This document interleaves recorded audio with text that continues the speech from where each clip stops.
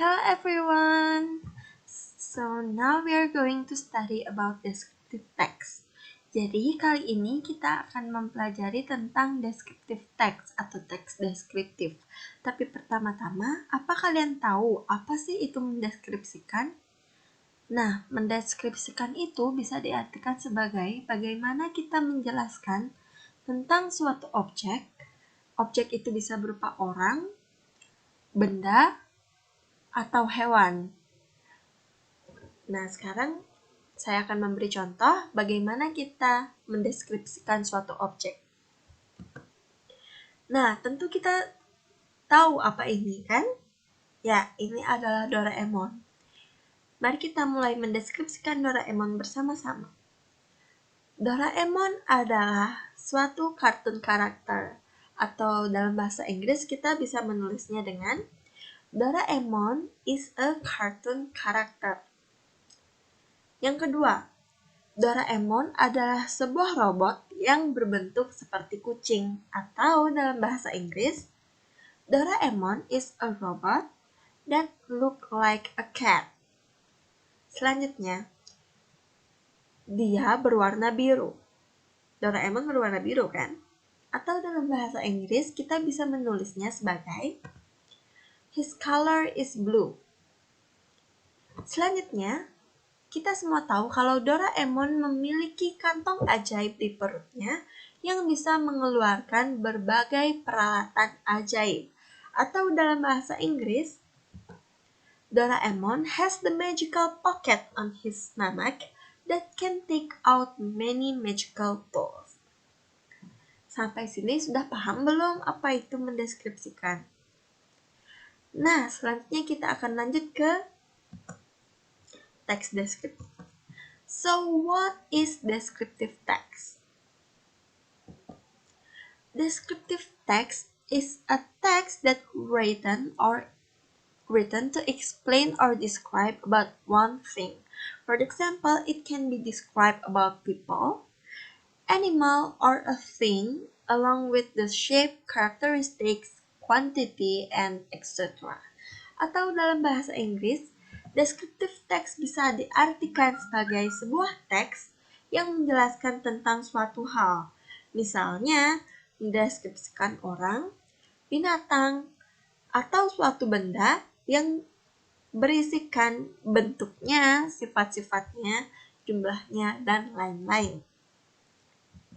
Nah, selanjutnya adalah struktur dari descriptive text atau the generic structure of descriptive text.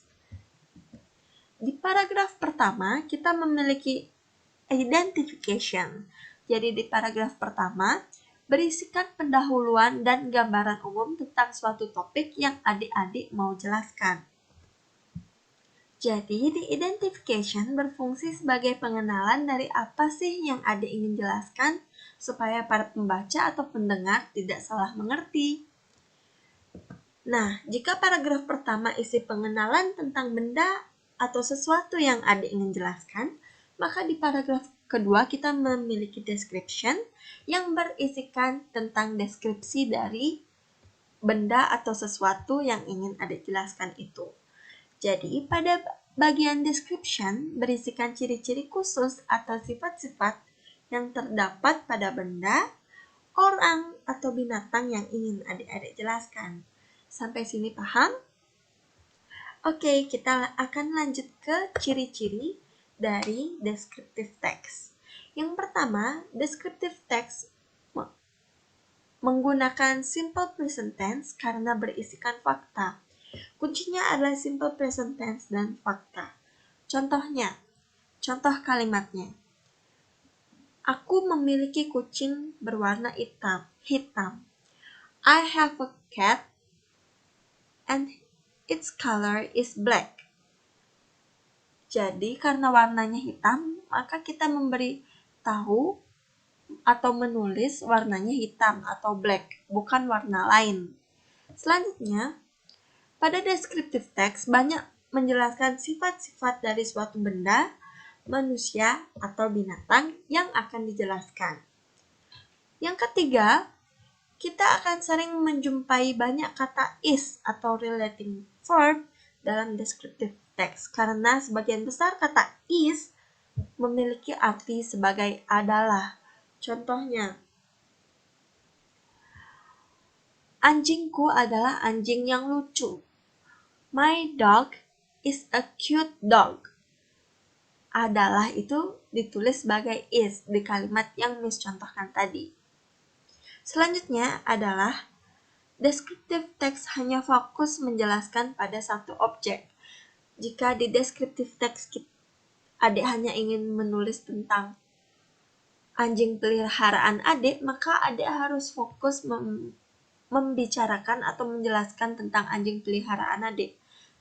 Bukan hal-hal lain lagi, jadi hanya fokus kepada anjing peliharaan itu. Oke?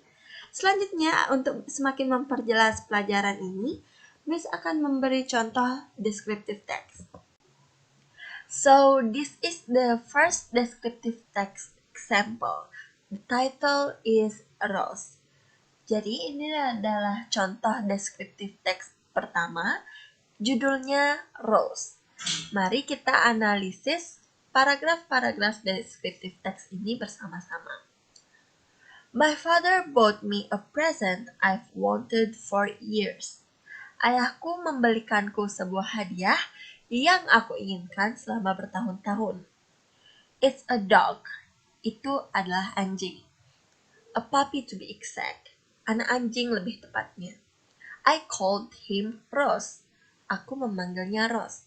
Jadi dari paragraf pertama kita bisa melihat bagaimana si penulis memperkenalkan Rose atau anjing peliharaan yang ingin ia deskripsikan pada teks ini. Jadi bisa kita simpulkan bahwa paragraf pertama adalah identification yang berisi pengenalan tentang apa yang ingin dideskripsikan.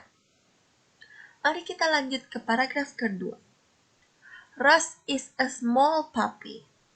Rose adalah anak anjing yang kecil. His size is as big as the palm of my hand. Ukurannya hanya sebesar telapak tanganku. Rose is so fragile. Rose sangatlah lemah. Sometimes I'm afraid I will hurt him if I want to take him up. Terkadang, aku takut aku akan menyakitinya jika aku ingin mengangkatnya. Jadi, dari paragraf kedua kita bisa melihat ciri-ciri dari si Rose dan juga karakter dari si Rose ini. Jadi, Rose ini adalah anjing yang lemah seperti yang diceritakan oleh si penulis. Jadi, kesimpulannya, paragraf kedua kita bisa sebut sebagai description yang berisikan tentang ciri-ciri dan karakter dari si Rose. Apa sampai sini sudah paham? Baik, mari kita lanjutkan